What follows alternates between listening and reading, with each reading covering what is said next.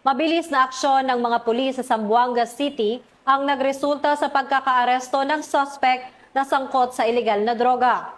Narito ang ulat mula kay Patrolwoman Joyce Abiog. May nanaaresto ng mga tao ng Regional Drug Enforcement Unit 9 sa tulong ng NISG Western Mindanao, 2nd ZMFC, Seabourn at Zamboanga City Police Station 9 ang isang high-valued individual sa isinawang buy-bust operation sa Barangay Tulungatong, Zamboanga City. Kinilala ng mga otoridad ang suspect na si alias Bossing, 28 taong gulang at residente ng naturang barangay. Na-recover mula sa suspect ang isang heat-sealed transparent plastic sachet na naglalaman ng hinihinalang shabu na may bigat na tinatayang 50 gramo at may halagang 340,000 piso.